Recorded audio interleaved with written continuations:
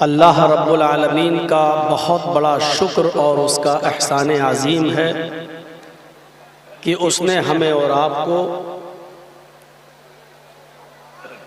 सबसे बड़ी दौलत और सबसे बड़ी नेमत इस्लाम की नेमत से माला माल किया है। इस पर हम अल्लाह रब्बुल आलमीन का जितना भी शुक्र अदा करें वो कम है।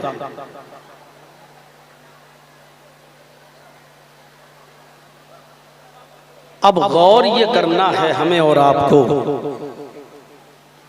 क्या हम उस इस्लाम को पूरी तरीके से फॉलो कर रहे हैं, मान रहे हैं, जिस इस्लाम को अल्लाह रब्बुल आलमीन ने हमें दिया है और जिसकी सही तर्जमानी और सही तशरीह जनाब मोहम्मद रसूलुल्लाह सल्लल्लाहु अलैहि वसल्लम ने हमें बताई है। हर इंसान उस पर गौर करे। मुसलमान कहलवा लेना बहुत आसान है, लेकिन मुसलमान बनकर दिखाना ये बहुत मुश्किल है।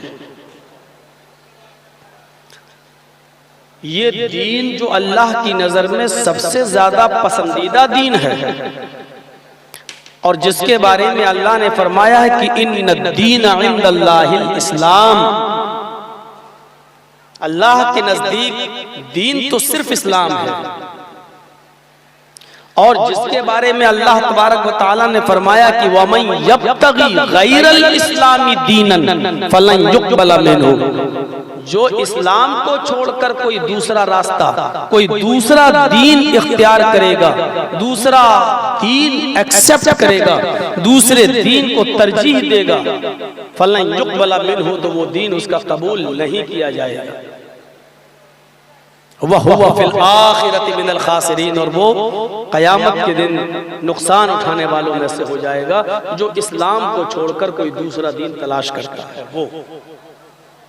और जिस दीन के बारे में अल्लाह तबारक व तआला ने फरमाया कि अल यौमा अकमलतु लकुम दीनकुम व अतममतु अलैकुम निअमती व रज़ीतु लकुमुल इस्लाम दीना, ऐ मोहम्मद सल्लल्लाहु अलैहि वसल्लम, आज मैंने आपके लिए आपके इस दीन को मुकम्मल कर दिया, कंप्लीट कर दिया और अपनी नेमतों का इत्माम कर दिया, सारी नेमतें पूरी कर दी, हलाल और हराम को वाज़ेह कर दिया, जो कुछ नेमतें उतारना थी उतार दी, दे दी, और मैं इसी दीन इस्लाम से राजी और खुश हो गया।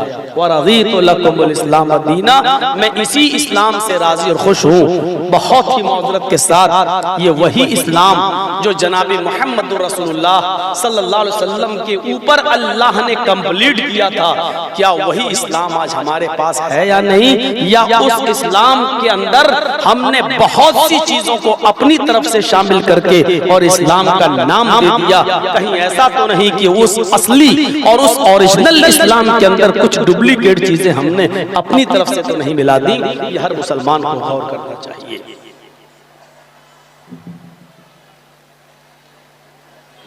इस्लाम एक इल्म है। दुनिया,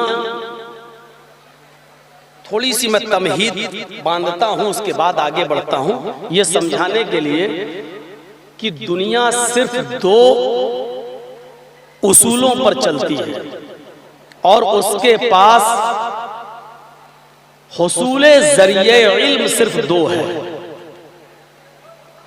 वो इन दोनों चीजों को इल्म मानती है। पहली चीज हवासे खमसा, 5 चीजें, आंख, नाक, कान, जबान और हाथ, इन चीजों के जरिए इल्म हासिल होता है, पहली चीज। और दूसरी चीज अक्ल के जरिए इल्म हासिल होता है, और दुनिया इन्हीं 2 चीजों पर चल रही है। मुझे मालूम नहीं कि ये क्या था, पहली मर्तबा मेरे सामने आया, मैंने अपनी आंख से देखा तो आंख ने बता दिया कि ये क्या है, माइक। तो आंख के जरिए इल्म हासिल हुआ, किसी चीज को देखकर इल्म हासिल होता है कि ये क्या है। ये मेरे सामने कैमरा लगा है, यानी कैमरे का इल्म इस आंख के जरिए हुआ है। एक इल्म होता है कान के जरिए हासिल। पहली बार हमने कैमरे को देखा, इसलिए मालूम नहीं कि ये क्या है। मैंने किसी से पूछा कि ये क्या है, तो उसने कहा कैमरा। मेरे कानों ने सुना, अब हमें सुनकर इल्म हासिल हुआ कि ये क्या चीज है। किसी ने मुझे कान में बताया या जोर से बोला और मेरे कान के जरिए मुझे पता चला कि ये क्या है, इल्म है। ये भी इल्म है। हम अपनी खेती बाड़ी कर रहे हैं, अचानक अजान की आवाज आती है और मेरे कान में वो अजान की आवाज टकराती है, मुझे इस बात का इल्म हो जाता है कि ये नमाज का वक्त हो गया है। इल्म के हुसूल का एक जरिया कान, आंख, कान, नाक। मेरी माँ ने, मेरी बीवी ने कोई खाना बनाया, सुबह बनाया था, शाम तक वो खाना सही है या नहीं, खा सकते हैं या नहीं, खराब तो नहीं हो गया, मुझे इस बात का इल्म नहीं है। खाना देखकर भी इल्म नहीं हो रहा, लेकिन जब उसको सूंघते हैं तो नाक ये बता देती है कि ये खाना खाने लायक है या खराब हो चुका है, सड़ चुका है, बुस चुका है। तो नाक इल्म बताती है कि ये चीज खाई जा सकती है या नहीं। तो एक इल्म हासिल होता है नाक से। आंख, नाक, कान और चौथी चीज जबान। हमें मालूम नहीं है कि ये चीज कैसी है, नहीं जानता हूं कैसी है। ये चीनी मेरे सामने लाए हो, ये गुड़ मेरे सामने लाए हो, ये नमक मेरे सामने लाए हो, मुझे मालूम नहीं है कि ये कैसा है। जब मैंने उसको उठाकर जबान पर रखा तो हमारी जबान ने बता दिया कि ये मीठा है या खट्टा है, ये नमकीन है या तीखा है। तो एक इल्म हासिल होता है जबान के जरिए, वो हमें बता देती है कि इस चीज का टेस्ट कैसा है। एक चीज है आप भी नहीं जानते कि ये क्या है, हम भी आंखों से अंधे हैं, पता नहीं कि ये क्या है, और कोई बताने वाला भी नहीं है। तो हमने हाथ से छू कर देखा, हाँ अरे ये तो माइक है। किसी चीज को छूने के बाद हमें उस चीज का इल्म हो गया कि ये क्या है, तो हाथ भी हमें इस बात का एड्रेस देता है, पता बताता है कि ये चीज क्या है। तो ये इनको पहली चीज माना जाए, पहली चीज माना जाए कि ये क्या है, हवा से खमसा। 5 चीजों के जरिए इल्म हासिल होता है। दुनिया एक इस चीज को इल्म तसव्वुर करती है। एक दूसरी चीज है अक्ल। कैमरा हमने देखा है, लेकिन हमारी अक्ल फौरन इस बात को कबूल करती है कि ये कैमरा, ये माइक, ये ट्यूबलाइट, ये पंडाल, ये स्टेज जो हम देख रहे हैं, ये बिना किसी बनाने वाले के अपने आप वजूद में नहीं आया है। इस स्टेज का बनाने वाला कोई है, इस माइक का बनाने वाला कोई है, इस कैमरे का बनाने वाला कोई है, इस मोबाइल का बनाने वाला कोई है। अक्ल हमें ये बताती है कि ये सारी चीजें अपने आप वजूद में नहीं आई हैं, बल्कि इनका वजूद में लाने वाला, इनका बनाने वाला, इनका साने कोई है। और जहां ये चीजें बनी, इनका मसना, इनका कारखाना कहीं ना कहीं है। तो जब ये एक छोटी सी चीज, एक मैच बॉक्स, एक माचिस और उसके अंदर रखी हुई माचिस की एक छोटी सी तीली जब बगैर किसी बनाने वाले के वजूद में नहीं आ सकती है, अक्ल हमें इस बात का एड्रेस देती है, इस बात का सबूत देती है कि ये जमीन,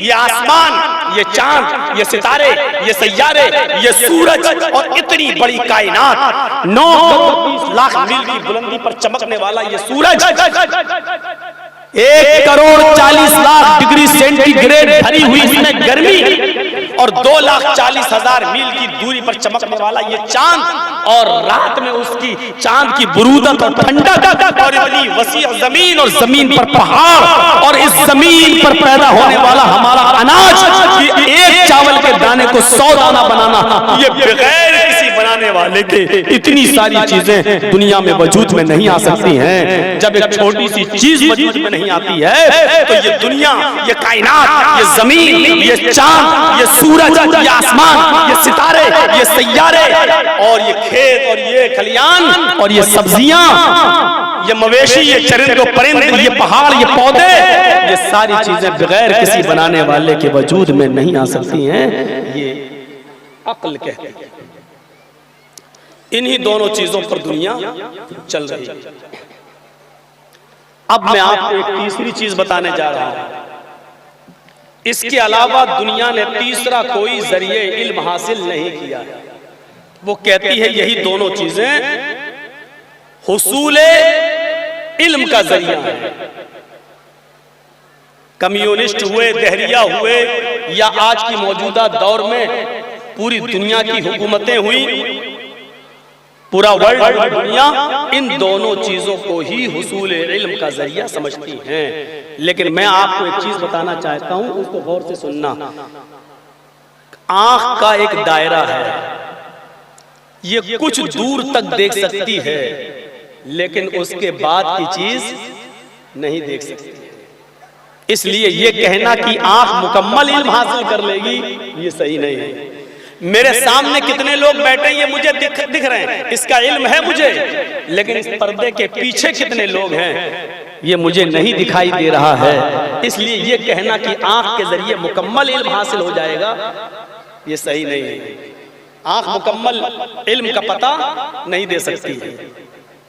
मेरा कान महदूद चीजें सुन सकता है। आप इस वक्त मौलाना जर्जीस साहब का खिताब सुन रहे हैं, लेकिन आपके घर पे आपका बच्चा 2.5 साल का 3 साल का रो रहा है, उसके रोने की आवाज अभी आपको नहीं सुनाई दे रही है। इसका मतलब यह है कि आपका कान महदूद चीजें सुन सकता है, मुकम्मल इल्म आपके कान को भी नहीं हो सकता। यही चीज हाथ, यही चीज जबान, यही चीज नाक।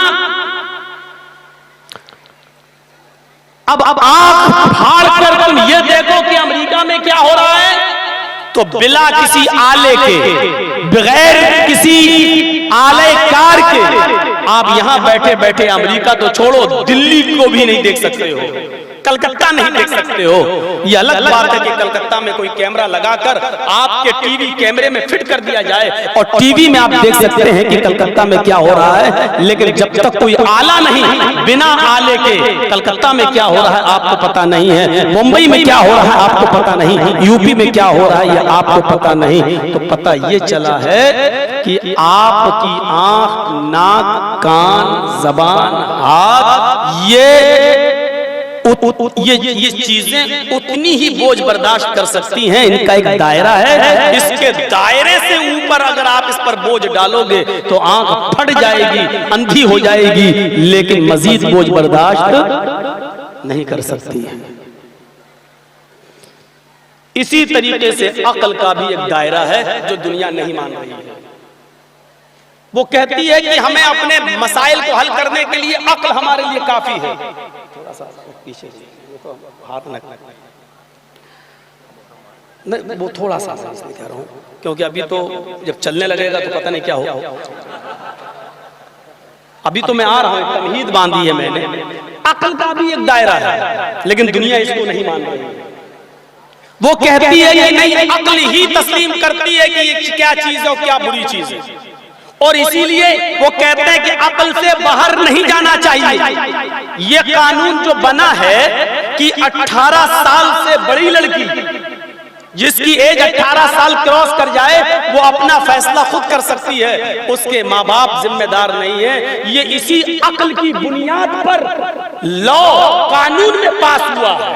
वो कहते हैं 18 साल की लड़की अक्लमंद हो जाती है, लेकिन दूसरी तरफ फैसला करो कि जिस बाप ने 18 साल अपनी बच्ची को पाला हो, पोसा हो, बड़ा किया हो, क्या उस बाप की अक्ल नाकारा हो जाती है? क्या वो बाप अपनी बेटी के लिए रिश्ता अच्छा और बुरा देखने का प्यार नहीं रखता है? और वो बेटी जो अभी 18 साल की कैटेगरी पर पहुंची है, स्टेज पर पहुंची है, क्या वो अपने बाप से ज्यादा तजुर्बेकार हो जाती है जो अपना साथी खुद अपनी अक्ल से चुन लेती है? लेकिन court district court, high court, supreme court आपकी इस अकल को नहीं मानता है। वो कहता है कि 18 साल की लड़की अकलमंद है, वो अपने पसंद का साथी चुन सकती है। अब उसके बाप भी उसको नहीं रोक सकते। ये इसी अकल का नतीजा है। वो कहते हैं कि नहीं, अब लड़की अकलमंद हो चुकी है।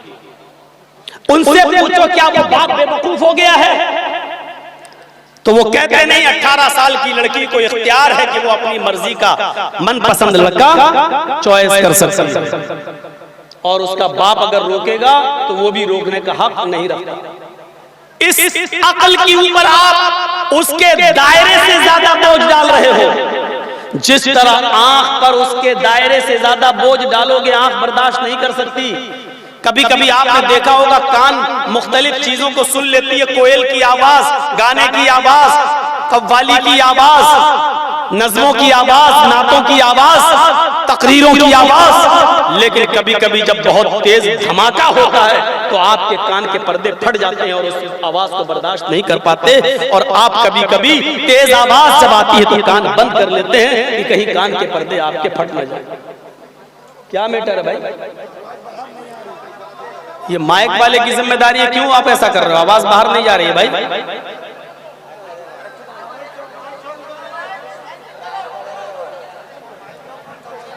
ठीक है, ठीक है, हो रहा।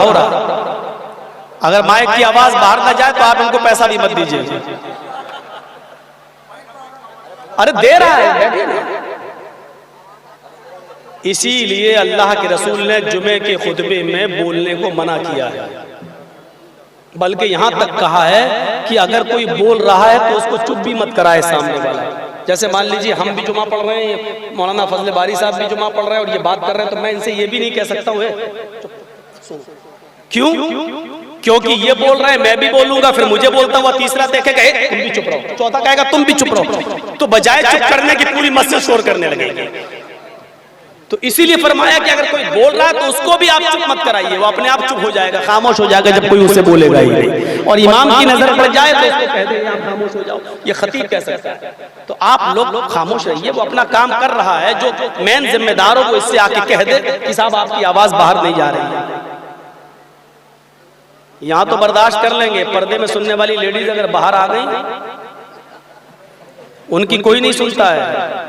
बड़ी मुश्किलों से तो उनको टाइम मिला है आज जलसा सुनने का और आने का और अपनी चप्पल दिखाने का, सूट दिखाने का। आप इतना अच्छा मौका उनका खोए दे रहे हैं। तो ये अकल का एक दायरा है। जैसे कान, उसके दायरे से ज्यादा आवाज उस पर डाल दी जाए तो बर्दाश्त नहीं करता। हमने अपनी अकल पर उसके दायरे से ज्यादा वजन डाल दिया। यही वजह है कि बरतानिया में, लंदन, इंग्लैंड की राजधानी लंदन में एक बिल पास होता है, और जब ये बिल वहां रखा गया तो जानते वो बिल क्या था? लड़के लड़कों के साथ निकाह कर सकते हैं, शादी कर सकते हैं, और लड़कियां लड़कियों के साथ शादी करके रहना चाहें तो रह सकती हैं। हम जिन्स परस्ती जिसको कहा जाता है, लड़के लड़कों के साथ रह सकते हैं, लड़कियां लड़कियों के साथ। जब ये बिल पास हो रहा था, अभी चंद साल पहले की बात है, तो ये बिल बरतानिया के असेंबली में, वहां के पार्लियामेंट के अंदर ये बिल तालियों की आवाज में पास किया गया और सारे लोगों ने तालियां बजाकर इस बिल का स्वागत किया है।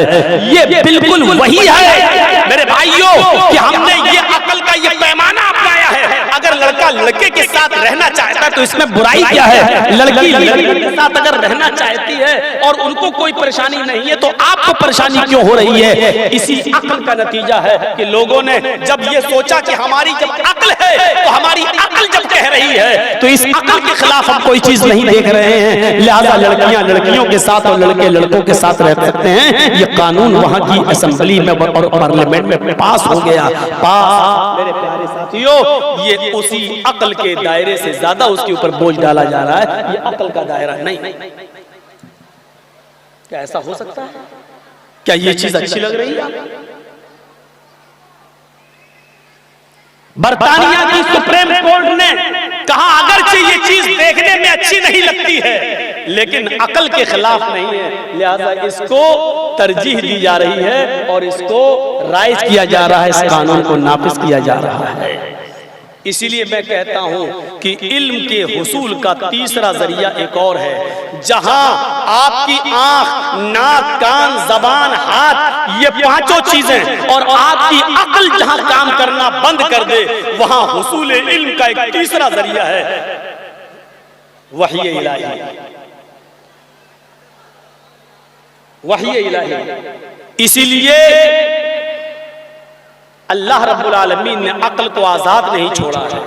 वही इलाही की जरूरत जिब्राइल को भेजकर अंबिया के पास पैगाम भेजने का मकसद ये है, और जिब्राइल ने उन्हीं चीजों को बताया है जहां हमारी अक्ल काम करना बंद कर देती है, वहां से शरीयत का इल्म चलता है, वहां से जरिया, वहां से हुसूल इल्म का जरिया शरीयत बनती है। और शरीयत के मामले में आपको दखल नहीं देना है कि ऐसा क्यों कह दिया, इसमें रीजन क्या है, आप नहीं कह सकते। अल्लाह के नबी ने फरमाया, जब मक्खी तुम्हारे खाने में गिर जाए तो उसको पूरा डुबो दो, क्योंकि मक्खी जब खाने में गिरती है तो अपना बीमारी वाला पर डालती है। अब अल्लाह के नबी ने कहा कि उसको निकाल के बाहर मत फेंको, बल्कि उसको पूरा का पूरा खाने में डुबो दो। अब आप सोचो कि इसमें रीजन क्या है, इसमें वजह क्या है। ये जरूरी नहीं कि उसका रीजन तुम्हारी समझ में आए। जब हमारी अकल जहां काम करना बंद कर देती है, वहां शरीयत काम करती है, और वहां पर फिर मोहम्मद रसूलुल्लाह का फरमान काम करता है। अब तो भाई लिमिट क्रॉस हो गई है, ज्यादा शोर होने लगा आपका। शरीयत के मसलों में रीजन मत तलाश करो, हमारी समझ में आए या ना आए, लेकिन हमें उसको फॉलो करना है। अच्छा, आप कलकत्ता जाते हैं, मान लीजिए आप 4 व्हीलर चला रहे हैं और अचानक ग्रीन सिग्नल हो जाता है, ग्रीन सिग्नल आप जाते हैं और अचानक रेड सिग्नल हो जाता है चौराहे पर, तो आप क्या करेंगे, गाड़ी रोक देंगे ना। ये बड़े बड़े शहरों में यही हो रहा है, चौराहों पर लाइटें लगी हुई हैं और आपकी गाड़ियां वहां से क्रॉस होती हैं, अभी कर लो जो करना हो। आप लोग भी पता नहीं, इनको रोक रोक के पैसा देना, एक अभी कुछ फिर 6 महीने के बाद, फिर बाद में, जैसे इन्होंने रोक रोक के किया, ये काम करेगा ये मैन कौन सा, दोनों मैन, इसको और आगे लाइए। चलिए,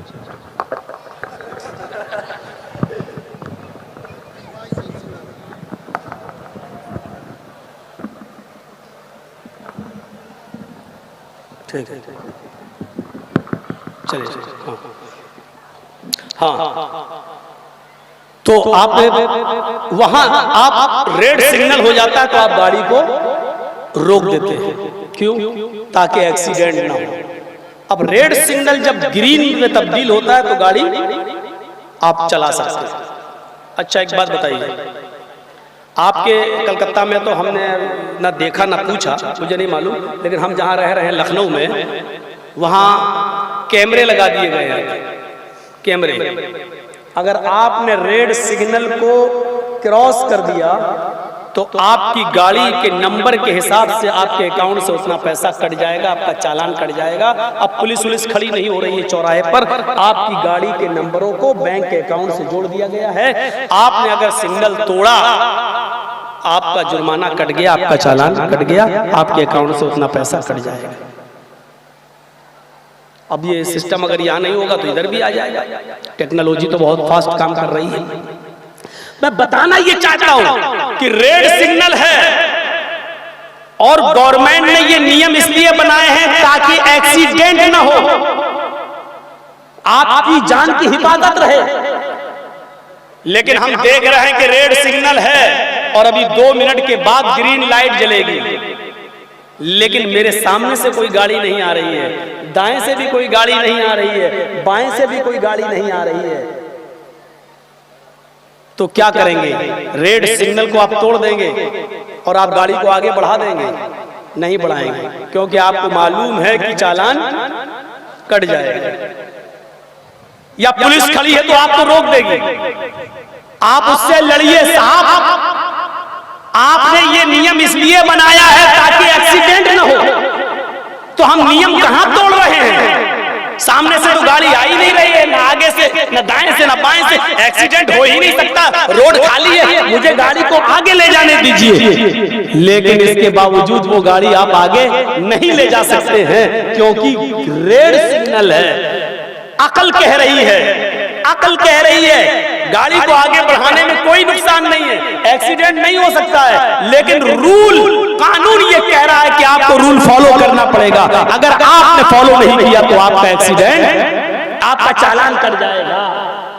अकल कह रही है कि ऐसा करने में हर्ज क्या है, लेकिन शरीयत कह रही है कि तुम्हें नहीं करना है, तो हमें शरीयत को मानना पड़ेगा, चाहे वो हमारी समझ में आए या ना आए। अगर अक्ल को हर आदमी की मर्जी पर डिपेंड कर दिया जाए तो मैं पूछना चाहता हूं बर्तानिया और अमेरिका के उन नेताओं से जिन्होंने लड़कों को लड़कों के साथ और लड़कियों को लड़कियों के साथ शादी करने को जायज करार दे दिया, और उसकी दलील ये दी कि अक्ल इसमें कोई बुराई नहीं समझती है और अक्ल के लिहाज से कोई बुराई नहीं है। तो मैं पूछना चाहता हूं कि एक भाई को उसकी बहन के साथ शादी करने में क्या बुराई नजर आती है आपको?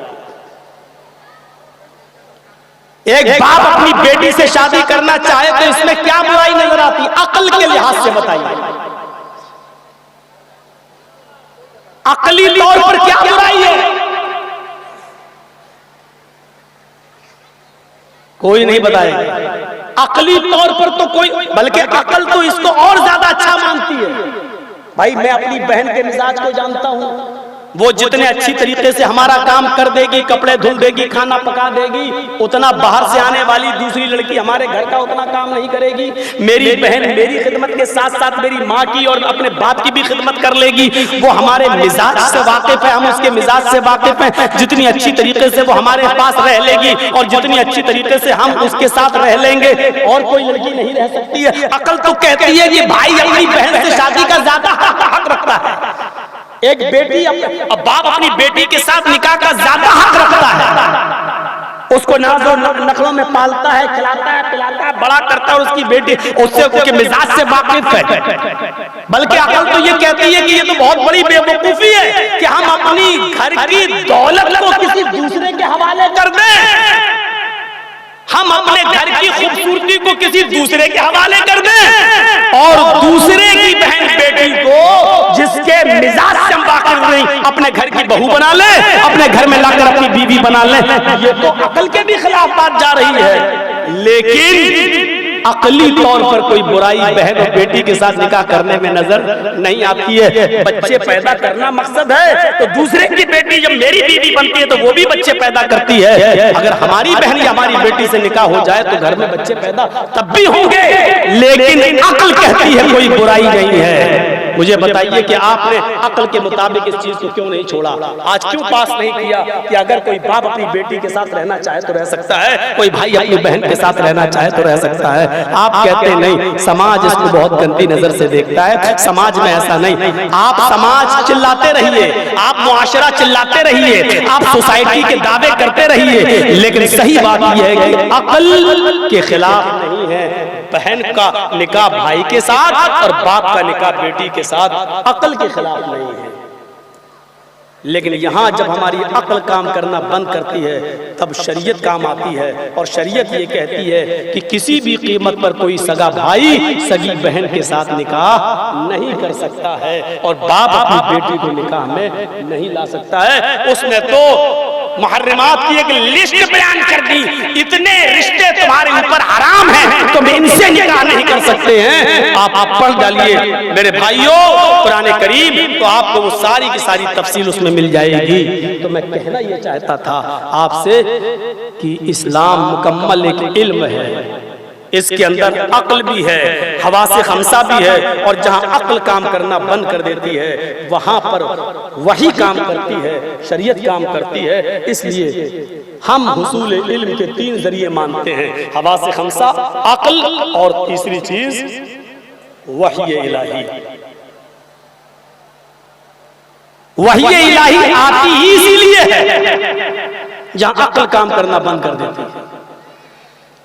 अगर अक्ल ही सब कुछ होता और अक्ल ही को मायार बनाया होता तो फिर कुरान, तो फिर जिब्रील को उतारने की जरूरत क्या थी, पैगंबर को भेजने की जरूरत क्या थी? अल्लाह ताला कह देता कि तुम्हारी अक्ल में जो अच्छा लगे वो अच्छा वो करो और तुम्हारी अक्ल में जो चीज बुरी लगे उससे रुक जाओ। लेकिन अल्लाह को मालूम है कि ये अक्ल का दायरा नहीं है, अक्ल का एक दायरा है, वो मुख्तलिफ चीजों को सोचती है, लेकिन अक्ल को उसके दायरे से ज्यादा काम में लोगे तो बिल्कुल वैसा ही है जैसे 60 किलो के आदमी के ऊपर 100 किलो का वजन लाद दो तो वो उठा नहीं पाता है। ऐसे ही अक्ल से आप उससे की जरूरत से ज्यादा काम लोगे तो अक्ल काम नहीं करेगी।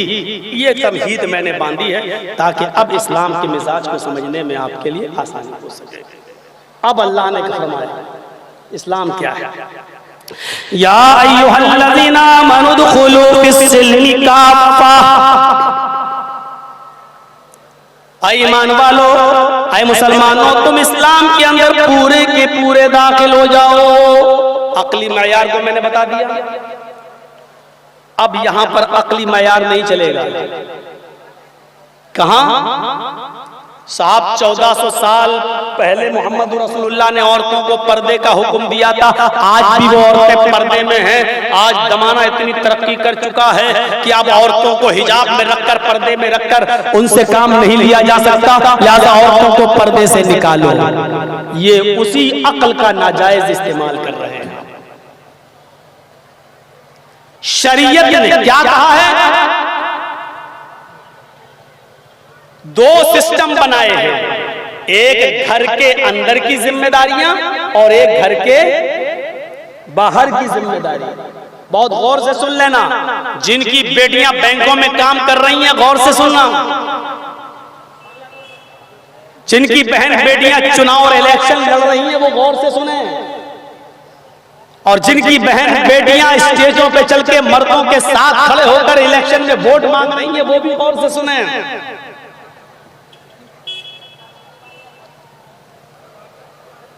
और स्कूटी उठाई और बगैर बुर्के और बगैर हिजाब के जल्दी साहब नौकरी करने स्कूल जा रही हैं और को एजुकेशन में मर्दों के पास बैठ के पढ़ा रही हैं, वो गौर से सुने।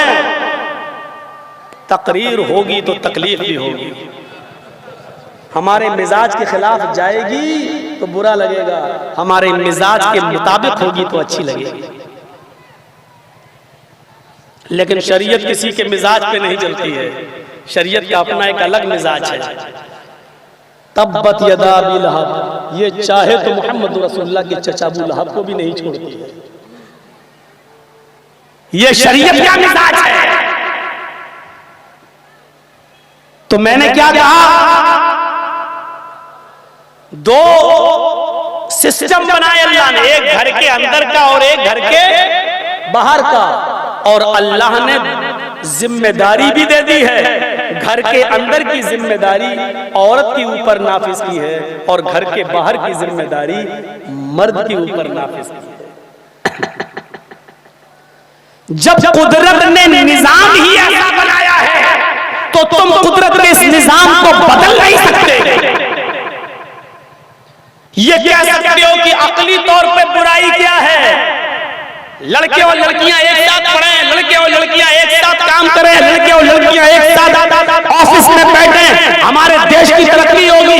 आप अपनी अकली घोड़े तो दौड़ा सकते हो, लेकिन याद करो जिसने ये निजाम बनाया है, जाहिर बात है जब कोई कंपनी कोई गाड़ी बनाती है, मारुति i10 या स्विफ्ट, तो जब वो खरीदने आप जाते हैं तो गाड़ी आप ले आए 10 लाख रुपए की स्विफ्ट आपने खरीद ली और अब आप उसके ऊपर बैठ गए और उसको चलाया और भेड़ दिया टकरा गए, क्योंकि आप चलाना नहीं जानते थे, आप चलाना नहीं जानते थे, भेड़ दी। आपने कहा यार कंपनी के मालिक से ये कैसी गाड़ी दे दी, थोड़ी दूर चलाई और ये ठुक गई, ये कहां चली गई, मैंने तो 10 लाख रुपए देकर ये गाड़ी खरीदी थी। कंपनी का मालिक कहता है आप ड्राइवरिंग लाइसेंस दिखाइए, उसने कहा नहीं है। आप गाड़ी चलाना जानते, कहा नहीं जानते। गाड़ी चलाना नहीं जानते फिर आपने चलाई क्यों? अरे तुम्हारे बाप का क्या जा रहा, मैंने 10 लाख रुपए दिए हैं ना तुम्हें, जब 10 लाख दे दिया तो गाड़ी मेरी हुई, मैं कुछ भी करूं, मैं कैसे भी चलाऊं।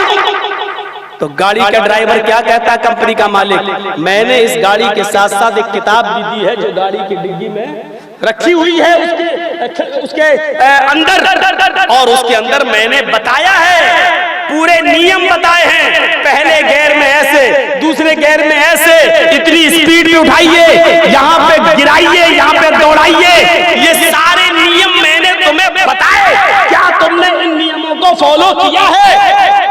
आपने कहा नहीं। मेरे प्यारे साथियों, ये इस्लाम जिंदगी गुजारने की एक गाड़ी है, और इस गाड़ी को जिसने उतारा है उसने इस गाड़ी को चलाने के नियम भी बताए हैं, और वो नियम बताने वाली किताब है कुरान, वो नियम बताने वाला ड्राइवर है जनाब मोहम्मद रसूलुल्लाह सल्लल्लाहु अलैहि वसल्लम। जब तक इस गाड़ी को उस नियम के मुताबिक चलाओगे तो गाड़ी चलेगी, जब अपने मनमानी उसूल और दुनिया वालों के बनाए हुए उसूल के मुताबिक चलोगे तो वही हाल जो अमेरिका का हुआ आपका भी होगा। इस मर्तबा 10 लाख से ज्यादा लड़कियां शादी से पहले माएं बन चुकी हैं, उनको ये नहीं मालूम कि मेरे पेट में पलने वाला बच्चा किसका है, इतने मर्दों से मिली हुई है कि उनको अपने असली बाप की शक्ल बच्चे को नहीं मिल पा रही है कौन है, क्योंकि इन्होंने दुनिया के निजाम को उस नियम से नहीं चलाया जिसने ये दुनिया पैदा की है, जिसने इस दुनिया को बनाया है, उसने इस दुनिया को चलाने का सिस्टम भी बताया है, हमने उस बताने वाले के सिस्टम के मुताबिक हमने अमल नहीं किया, इसलिए आज ये एक्सीडेंट हमारे हो रहे हैं और हमारी माँ बहन बेटियों को ये दिन देखना पड़ रहे हैं। जब उसने खुद कह दिया है कि औरतों का मामला घर की जिम्मेदारी देखने का है और मर्दों की जिम्मेदारी घर के बाहर की है। मेहनत मर्द करेगा, मजदूरी मर्द करेगा, रिक्शा मर्द चलाएगा, मिस्त्री गिरी का काम मर्द करेगा, खेत मर्द जोतेगा, सारे काम बाहर के मर्द करेगा, घर में झाड़ू औरत लगाएगी, खाना औरत पकाएगी, बच्चों को तैयार करके स्कूल औरत भेजेगी, घर की सफाई औरत करेगी। औरत की अपनी जिम्मेदारी है, मर्द की अपनी जिम्मेदारी है। खबरदार, अल्लाह के इस नियम को अगर बदलने की कोशिश की तो गोया कि तुमने गाड़ी के बनाने वाले के नियम को तोड़ने की कोशिश की, ये कभी भी एक्सीडेंट हो जाएगा। और नाम क्या दे रहे हैं आप? नाम क्या दे रहे हैं?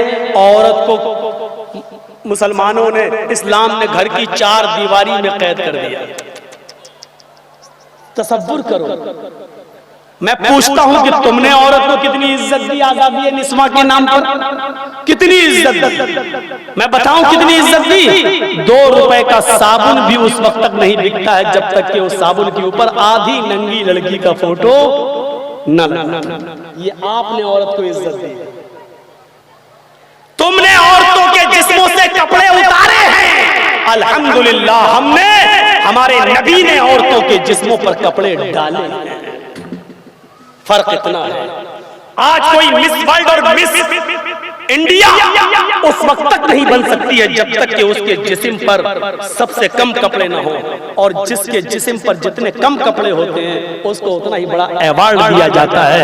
तुमने हमारी बहनों बेटियों के जिस्मों से कपड़े छीने,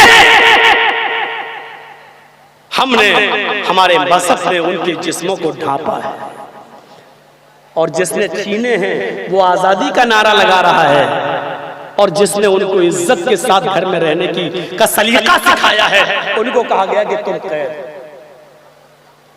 जरा तसव्वुर करिएगा, जो अपने घर में अपने बाप के लिए खाना बनाए वो कैद में है, जो अपने भाई के लिए खाना पकाए वो कैद में है, जो अपने बच्चों की देख रेख करे और उनकी निगरानी करे, उनकी अच्छी तालीम और तरबियत के लिए घर में रहे वो कैद में है, और जो घर से बाहर निकलकर होटलों में नौकरी करे और गैर मर्दों के लिए होटलों में बिस्तर बिछाए, ये आजादी है।